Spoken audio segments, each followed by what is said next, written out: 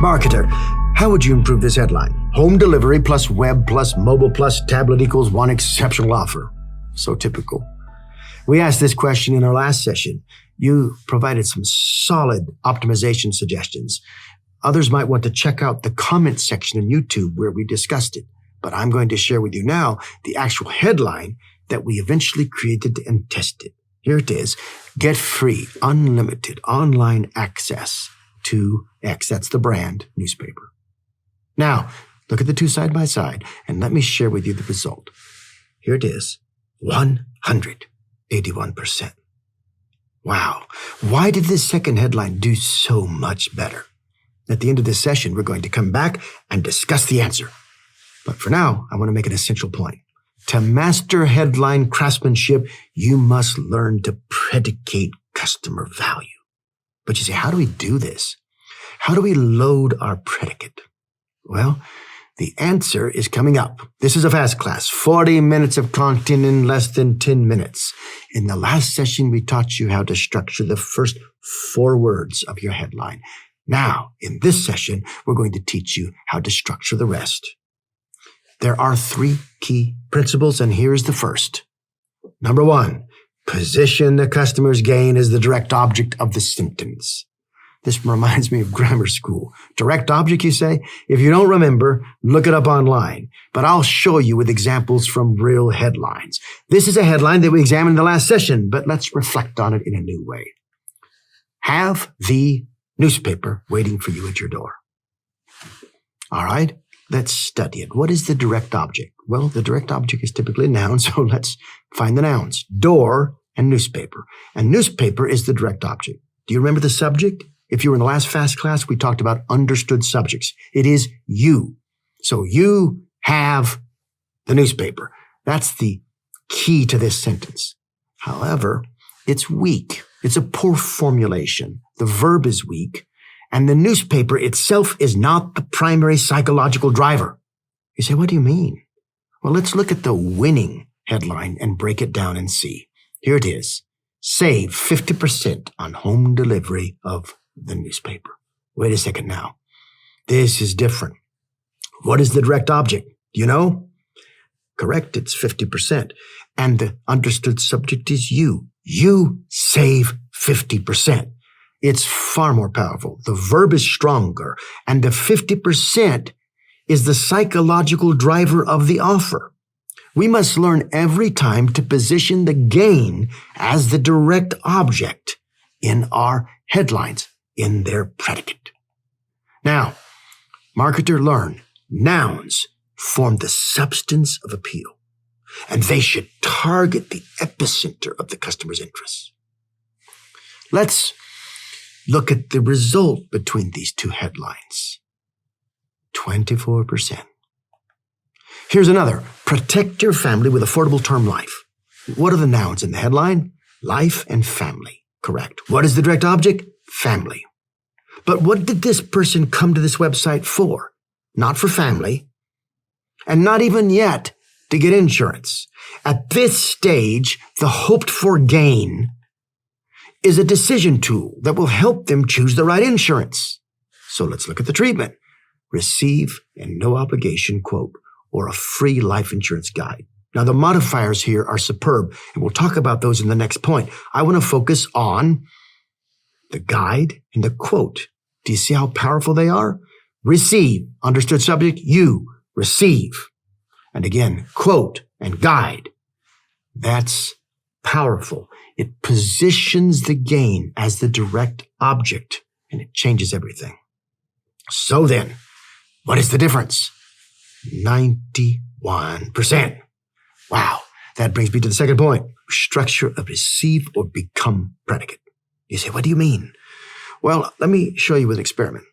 Here we tested 10 headlines, but I'm going to take the worst performing headline and compare it to the best performing headline. The worst performing headline tells you what the company wants you to do. You can tell by the position of the direct object. Take surveys. But the best performing headline is different. It focuses on what you receive, and it positions the direct object as the word paid. Get paid. In fact, if you want to break these two down, it would be you as the understood subject. You take surveys. You get paid. There's a big difference in the psychology. But what is the difference in the results? Well, here it is. 353%. This is the power of a receive headline. Wow, words matter. Let's look at a become headline. Here again is an experiment we looked at before. We sell unfair advantages, interested against you are master and commander of 1 billion documents. I don't like headline 2, but it is more powerful than the first. The first does not focus on the receive, and the direct object shows that. We sell advantages. Advantages is the direct object. In this other, you are master. Do you see the difference? It's a linking verb are, and it focuses on who you become as you are enabled by this product.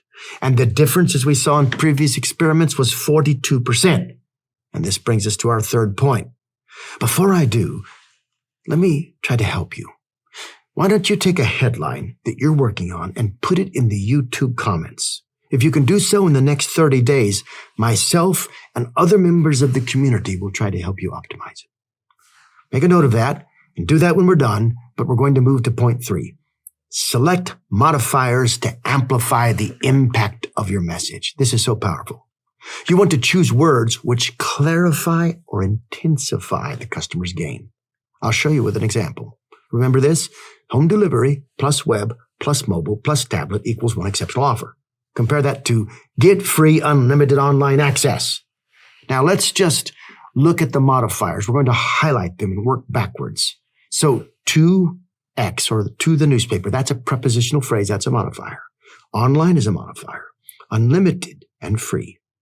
Now going the other direction, let's talk about the type. Free intensifies. So does unlimited.